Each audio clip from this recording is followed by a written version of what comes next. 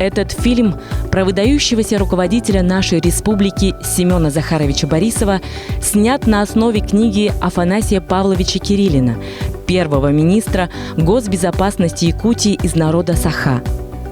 Ценность книги – это объективная оценка деятельности Семена Борисова. Четкий и деловой язык без лишних слов соответствует стилю и характеру этого выдающегося человека. Самое главное в книге – это объективный показ деятельности обкома партии правительства республики в сложнейшее время послевоенной разрухи. Это фундаментальный труд с глубоким, практически научным анализом. Я выражаю признательность прежде всего автору, Афанасию Павловичу, за просто выдающийся труд. Скрупулезный, детальный, требующий полной выкладки.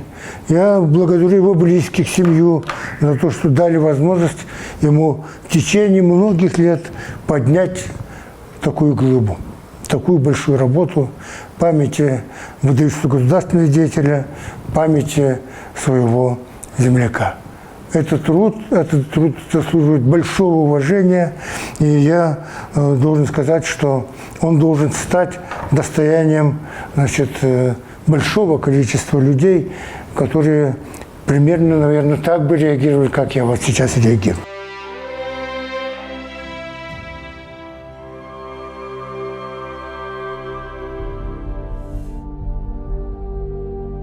В 50-е годы Якутск считался небольшим провинциальным городком. Столица республики была практически полностью деревянной и неблагоустроенной, без водопровода и канализации, без стабильной и устойчивой энергетики. Эти проблемы обрели особую остроту и злободневность, когда произошел существенный рост численности населения города.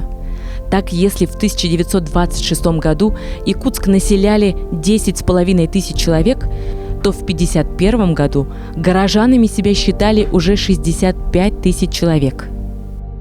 В городе Якутске я мальчишкой был, в школе учился в начальных классах в те послевоенные годы. Я 48-го года рождения, и уже в 50-х годах по улице Петровского я сколько потерял обуви в этой непролазной грязи. Я помню, как впервые в городе Якутске начали мастить улицы древесными чурками, чурочные улицы. Представьте себе в таких условиях, когда в Якутск с горного Улуса знакомые к нам в гости приезжали на оленьих упряжках. О какой инфраструктуре можно было говорить? Перед руководством республики встал вопрос ускоренного развития Якутска. И Семен Захарович одним из первых вопросов, которые поднял перед руководством правительства Советского Союза того времени, строительство водозаборных сооружений на Даркалахе, составить генеральный план города Якутска, сделать централизованную систему канализации. Самая основа инженерного обеспечения города как раз начинается с централизованной системы водоснабжения и централизованной системы водоотведения. В 1953 году Трест Якутстрой приступил к строительству постоянно действующих городских водопроводных сетей. Это была первоочередная ударная стройка столицы. В конце 1956 года был пущен в эксплуатацию водопровод Даркылах «Рабочий городок».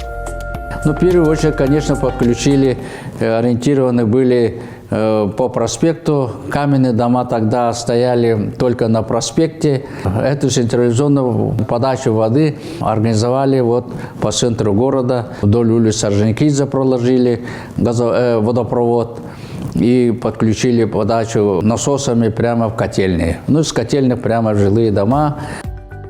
С начала 50-х годов руководство республики усиленно стало заниматься вопросами по созданию и развитию промышленности строительных материалов и конструкций. Темпы строительства в Якутии сдерживались главным образом из-за недостатка строительных материалов. В результате усилий руководства и общественности республики дело сдвинулось с мертвой точки.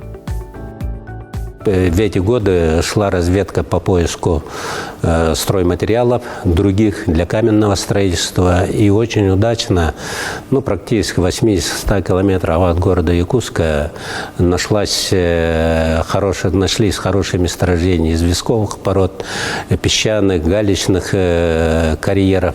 И, соответственно, рядом с городом начали разворачивать базу строительной индустрии.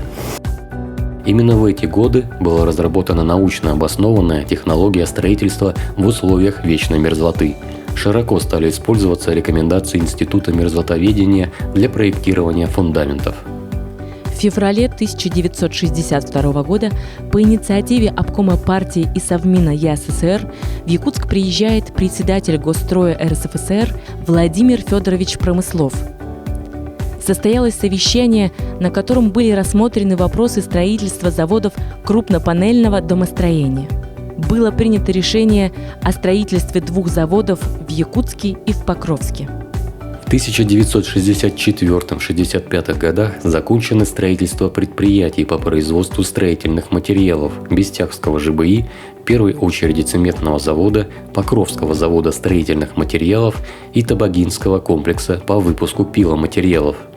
Те объекты, которые были заложены, база стройиндустрии в Покровске, район Покровска, в 60-е годы набрала очень большую мощность. Таким образом, к началу 60-х, середине 60-х годов Бестяхский домостроительный комбинат уже давал 35 тысяч квадратных метров жилья. Если взять сравнение, то с 17 года до 50-го года меньше было объема жилого фонда города Якутска вместе взятых с 17 года. А Бестяхский завод, начиная с 64 года, начал давать уже каждый год 35 тысяч метров. Якутск начинает формироваться как уникальный северный город, стоящий на вечной мерзлоте со сложнейшими архитектурными и инженерными решениями. Каменное строительство многоэтажных домов – это без инженерного обеспечения, конечно, невозможно. То, что Семен Захарович начал, это инженерное обеспечение города, водоснабжение, центральная канализация, газоснабжение и развитие энергетики. И реализация этой политики в жизнь, конечно, заложила основу развития современного города здесь, на долине Туймада. И мы сегодня пожинаем плоды того времени, плоды работы Семена Захаровича, что город сегодня выглядит как город. Это все основа, оказывается, заложена в результате работы Семена Захаровича в 50-х годах.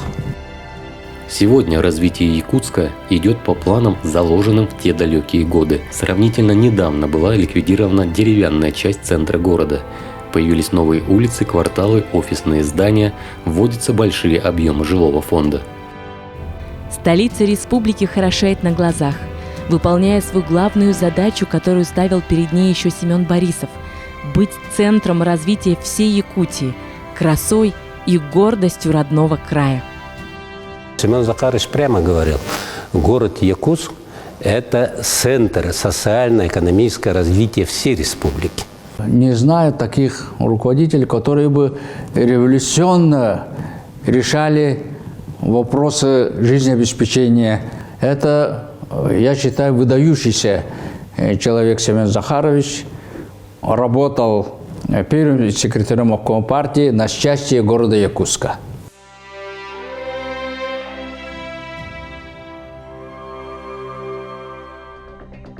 Есть один интересный факт. Более 100 лет назад, в 1907 году, только один якут имел высшее образование.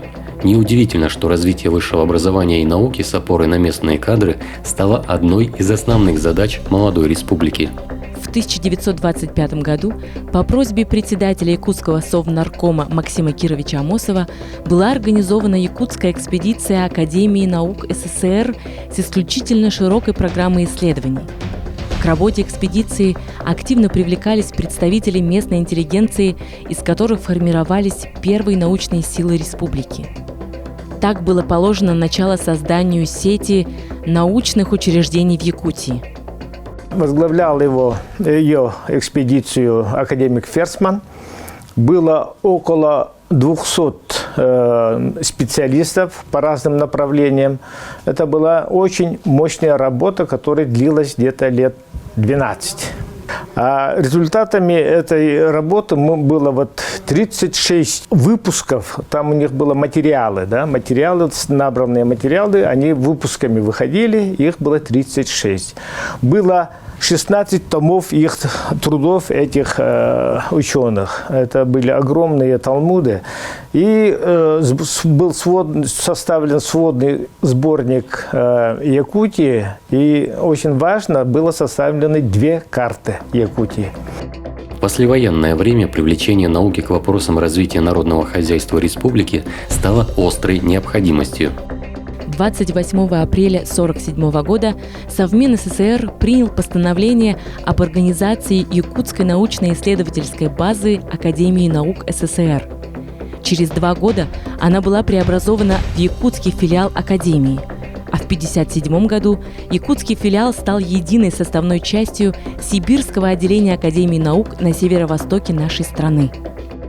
Созданием этой базы занимался именно Семен Захарович. И от правительства, как бывший представителем Совета Министров, выступал на открытии этой базы именно он.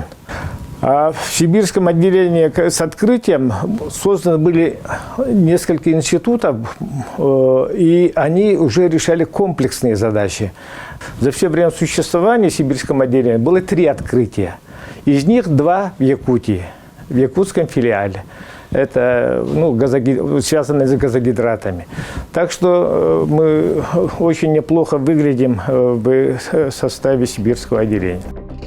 Последующее десятилетие с 1957 по середину 60-х годов создаются такие уникальные учреждения, как Институт биологии, Якутский научно-исследовательский институт сельского хозяйства, Институт геологии, Институт мерзлотоведения, Якут-НИИ-Проалмаз, Институт туберкулеза и Институт экономики. Наука была поставлена на службу народного хозяйства Якутии. Первые отраслевые институты были созданы в том числе при поддержке Семена Захаровича. При этом, создавая Якуталмаз, потому что алмаздобывающая промышленность – это детище политических постановок и результат деятельности Семена Захаровича. И первый же институт в Якуталмазе, Якут-НИИ-Проалмаз, был создан в 1961 году. В том числе при постановках Семена Захаровича. Семен Захарович во всех вопросах проблемных и постановочных опирался на науку. И не случайно, что именно в те годы в создании научно-исследовательских институтов якутский обком и Совмин ЯССР принимали самое активное участие. 15 января 1955 года Борисов направляет вице-президенту Академии наук СССР, академику Бардину, телеграмму поистине судьбоносного содержания. Представляем на утверждение в должности заместителя председателя Президиума Якутского филиала Академии наук СССР кандидата технических наук Черского Николая Васильевича. Просим ускорить оформление.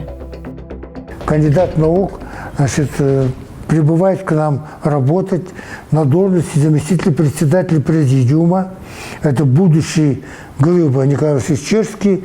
И что же он просит в этой телеграмме? Семен Захарович просит ускорить оформление назначения к должности заместителя председателя товарища Черского Николая Васильевича. Вот это и есть краеугольный камень, как он, будучи первым секретарем, занимался кадровыми вопросами. И надо сказать о том, что мы должны, конечно, воздать должное сегодня, и наше поколение, старшее и среднее поколение, тому подвигу, тому вниманию академической науки, который оказал Семен Захарович Борисов. Подобные точечные кадровые назначения позволяли Семену Борисову положительно решать вопросы научного обеспечения стратегических планов социально-экономического развития ЯССР. Системные действия руководства республики тех лет позволили заложить основу формирования и развития уникального научного потенциала Якутии.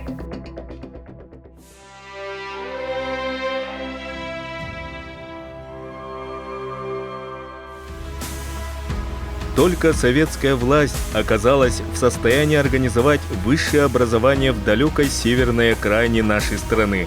И она может и должна будет создать самый северный в мире университет. Председатель Совнаркома ЯССР, первый секретарь обкома Илья Винокуров. Именно Илья Винокуров, прекрасно понимая важность фундаментальной подготовки специалистов в области естественных, технических и прикладных наук для развития Якутии, впервые озвучил идею открытия университета в феврале 1946 года на сессии Верховного Совета СССР. Открытие университета в 1956 году, это, наверное, было важнее, чем открытие алмазов и открытие на Тастумусе месторождения природного газа. Это уникальный случай. Почему? Потому что он влияет не на отдельную категорию людей, там, алмазиков, газовиков, он влияет на все население. Якутский университет, он стал уже массовым явлением. Да? Массово люди стали получать высшее образование, и поэтому это эпохальное событие на самом-то деле. Если бы этого университета у нас не было, я не знаю, была бы Якутия такой, как сейчас, или нет. Несмотря на свою очевидность, это был сложный вопрос, решение которого упиралось не только в отсутствие на эти цели финансовых средств. Министерство финансов и высшего образования СССР считали, что республике достаточно иметь педагогический институт, а специальностям по другим профессиям можно обучаться в соседних регионах. Семену Борисову и его сподвижникам приходилось буквально с боем преодолевать эту инертность мышления, убеждать людей в правильности своих действий, отстаивать свою позицию во всех инстанциях. Надо сказать, что до сегодняшнего дня университет шел своим долгим путем. Еще более трудным путем он стал университетом на базе педагогического института.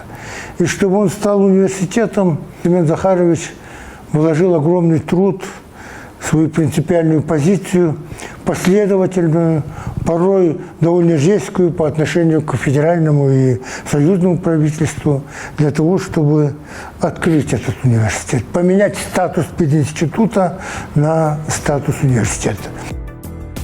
Борисов, обдумав всю ситуацию, обращается к Молотову и Маленкову и получает от них одобрительный ответ. И началась планомерная работа по созданию университета. В 1956 году вопрос об открытии университета должен решиться. Это была четкая позиция Борисова. Меня удивляет масштаб человека, масштаб обращения, масштаб постановки вопроса. Это по существу высшие руководители Советского Союза. И лидер нашей областной партийной организации вот таким государственной постановкой обращается на таком солидном уровне, и причем с исключительно сильными аргументами. Планировалось открыть Якутский государственный университет с 6 факультетами – горно-геологическим, сельскохозяйственным, медицинским, историко-филологическим, естественно-географическим и физико-математическим. 23 августа 1956 года постановлением Совета министров СССР на базе Педагогического института был открыт Якутский государственный университет. И он говорил о рождении национальных кадров с высшим образованием и их внедрении в промышленное производство и во все отрасли народного хозяйства. Ну и, конечно, духовное и культурное развитие, развитие языка, культуры – это без университета невозможно. Поэтому вот такое своевременное, хоть и с некоторой задержкой открытие университета, это и есть эпохальное событие для народов республики. Не случайно профессор Башарин сказал: самым важным событием, исторически важным событием для судеб народов Якутии, для всех якутян является открытие в 1956 году Государственного университета. Вот оценка Георгия Прокофьевича Башарина. Это золотые слова, и это как раз говорит эти слова о заслугах Семена Захаровича. Необходимо было составить проектно-техническую документацию на строительство первой очереди учебных корпусов, лабораторий, общежитий для студентов и жилых домов для преподавателей. Ну и, конечно, тут начинается большая работа по созданию материальной базы. И участвует активно Семен Захарович в этом деле. И в 1960 году, после подготовки довольно долгой проектно-сметной документации, начинается строительство главного корпуса университета. Это вот красивое, длинное, с колоннами здание. Это настоящее университетское здание, здание достойного университета. Кто там бывал, видели, наверное, высоту потолков. Видели, наверное, наклонные актовые залы, спортивные залы. По тем временам, конец 50-х, начало 60-х годов, это был настоящий дворец университетский. Семен Борисов в своем выступлении на Якутской городской партийной конференции 28 января 1957 года подчеркнул: «Фактически мы добились организации университета на пустом месте. ЦК партии нас поддерживает. Необходимо обязательно открыть в этом году медицинский факультет. Надо идти на любые жертвы. Ради развития университета мы впредь можем пойти на ущемление интересов других организаций». Таким образом, твердо можно сказать, основателем Якутского государственного университета является Семен Захарович Борисов. Он знал, за что боролся Семен Захарович, потому что статус университета меняет ситуацию, и это дает как бы такой синергетический эффект в развитии пединститута. И он как большой человек это чувствовал. Сегодня мы воспринимаем как должное наличие Северно-Восточного федерального университета имени Амосова, созданного на базе ЯГУ. Это многоотраслевой вуз, в котором обучаются почти 20 тысяч студентов. В основе целей, которые сегодня ставятся университету, до сих пор лежит задача, которую ставил для ЯГУ в свое время Борисов. Наш университет должен будет готовить кадры для Якутской ССР, Магаданской области и прилегающих районов Иркутской области.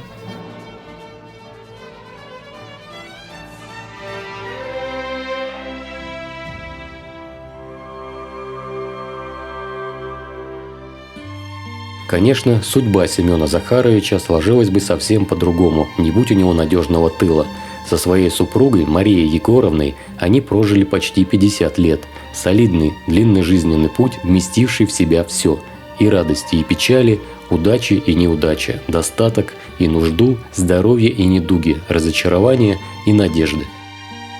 Семен Захарович үрдәк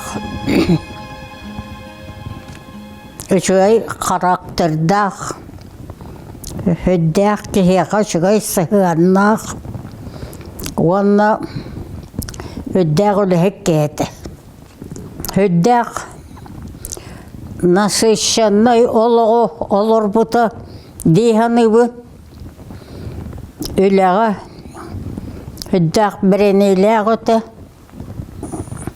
республика олого кайтак сайдарын республика олог жон олог кайтак топсарын ол тухугар үлелән келбесе бетин жетигер отугар оголоргар сыгыны хүрдәк үчүгейта сымнагыты итенне кеннер олоқторын жахақтарын барытын беремелек боллағаны беле хатыреті. У Семена Захаровича было 7 детей. Кроме того, они взяли на воспитание 2 сирот. Все дети стали семейными. У Семена Захаровича много внуков и правнуков. В семье никогда не кичились своим положением. Детство и воспитание детей было самое обычное, советское. Отцом замечательным. Он был самым человечным человеком. Всегда понимал, всегда поддерживал. Он понимал, несмотря на свою загруженность, на то, что он был занят, он старался нам как-то выкраивать, уделять время. Вот мы жили на улице Ярославского в деревяшке, в деревянном доме. Я помню, что он сидел, занимался, работал в кабинете, и вот этот зеленый абажур зеленое сукно его рабочего стола и пол лица его. Вот это вот мне тоже запомнилось. То есть оставлял время какое-то для наших бесед. И, значит, ну и каким-то жизненным премудростям тоже учил. Говорил, что мужчина все должен уметь делать, и гвоздь забить, и погладить, и постирать. То есть мужчина должен быть готов к жизни самостоятельной. Отец был очень скромным человеком. И в быту, в каких-то собраниях и в общениях он был очень скромным. Я еще раз хочу подчеркнуть. У нас не было каких-то там я не знаю, как у детей первого руководителя, что-то какого-то архиположения. Мы бегали, играли также со всеми. И с ним дети соседние общались. Он со всеми общался, со всеми был приветлив, дружелюбен. Все эти вот трудности тоже на него наложили отпечаток, чтобы передавать людям, отдавать свои силы, энергию, знания, опыт накопленный, отдавать людям, отдавать родной республике, родному народу Саха, чтобы люди жили лучше. Вот это он всегда напоминал о том, чтобы люди жили лучше. Они должны жить лучше.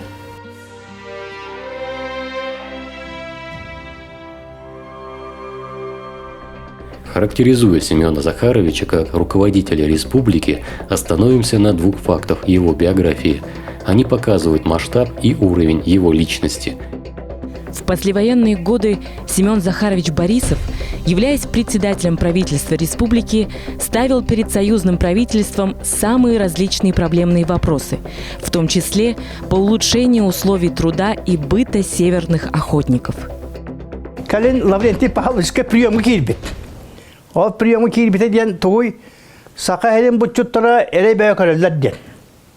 Токтыгыр хама туапканы үгө жалдар. Рахпай херге тоңу хамалдар.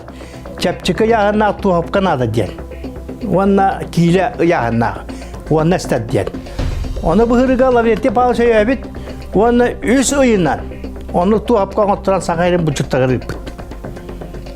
Детігідді күттамақ кебіт. Төме аққас ылы-ылы әптеттігіғар тия тұрар сар әбіт. Мен оны ұлағанны өбіләтім.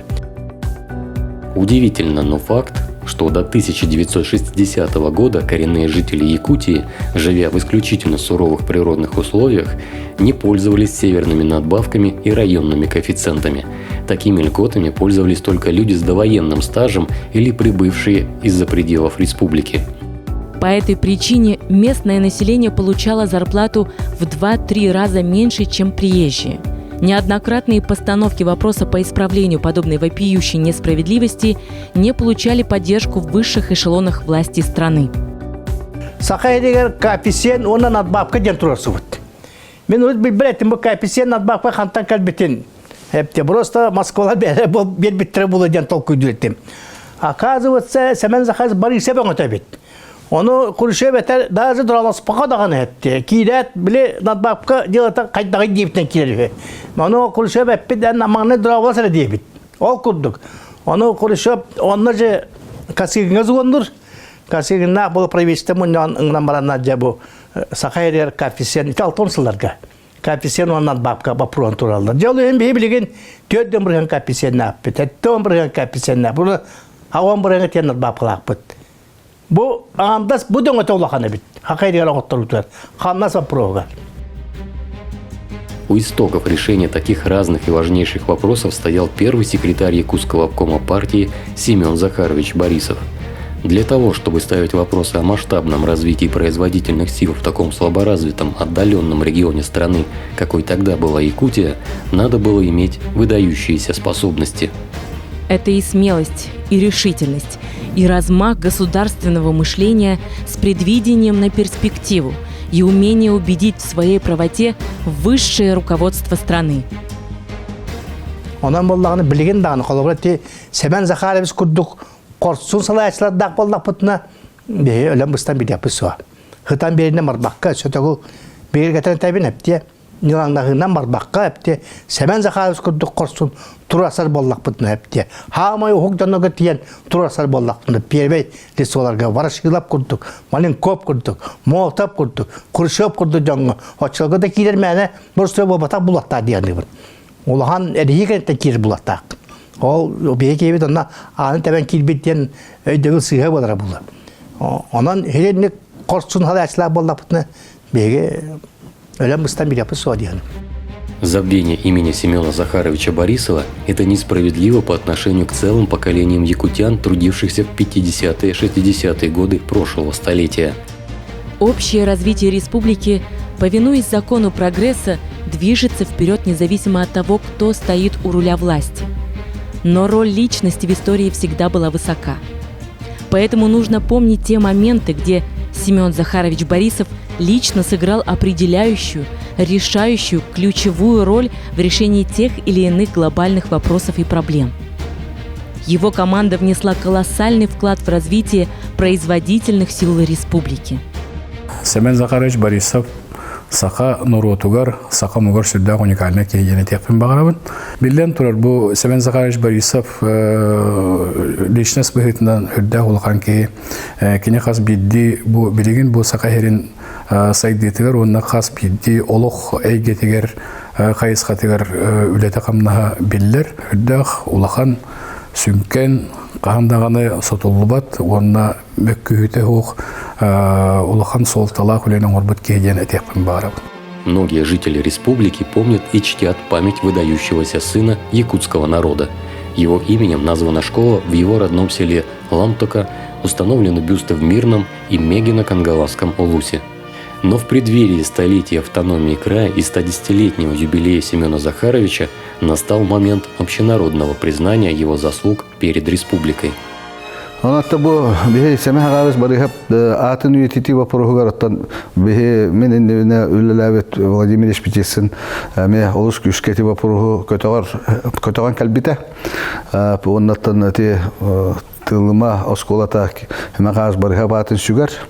Онатта бихи бу дойдут кинигер жокуска коракка кини памятнига бехетенне бар булуктактен вапоруху туроран калбит. Онна халкы туророк буттаганы. Онаттан бихи республика салаттата мен өйдүр. Онан билген местетин булан онна инвесторы булан эти вопроскаттан күшкө үлеләһә дебит. Онна толокка киде менерне. Выдающаяся заслуга этой многогранной и яркой личности заключается в том, что Семен Захарович Борисов, как первый руководитель, внес бесспорный, во многом решающий личный вклад в превращение Якутии в индустриальную республику с перспективами развития на многие десятилетия вперед. Жизнь и деятельность Семена Борисова является образцом патриотизма, интернационализма, дальновидности в политике и самоотверженности в работе. Многие мечты Максима Амосова о развитии родного края воплотились в годы работы Семена Борисова. Мы, современное поколение, сегодня пользуемся плодами его деятельности. Он работал с опережением на десятки лет вперед. Семен Захарович, несмотря на огромнейший его вклад в развитие России, Советского Союза, России, Якутии, при жизни-то не очень пользовался как бы такой вот славой, я не побоюсь этого слова. Да, он исправил, как говорится, как он выразился там, свою ошибку, да, он восстановил, значит, Георгия Прокопьевича Башарина, там, права, как говорится. Это тоже ему в плюс надо. Он как бы имел способность, значит, ситуацию анализировать и признавать там, где он был неправ. Но это все ушло. А вот то, что мы сегодня имеем, да, это все осталось. Правильно же? Поэтому я считаю, что республика должна достаточно широко вот это 110-летие со дня рождения Семена Захаровича Борисова отметить.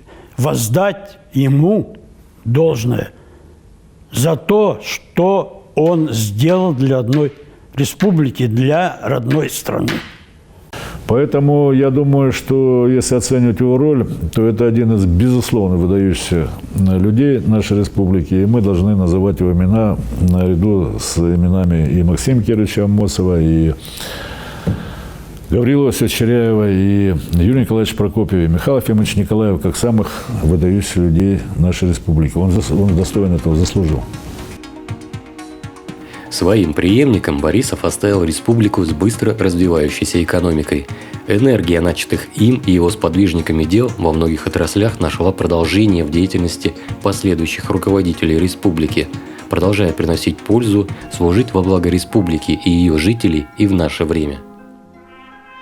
Выдающаяся заслуга этой многогранной и яркой личности заключается в том, что Семен Захарович Борисов, как первый руководитель, внес бесспорный, во многом решающий, личный вклад в превращение Якутии в индустриальную республику с перспективами развития на многие десятилетия вперед.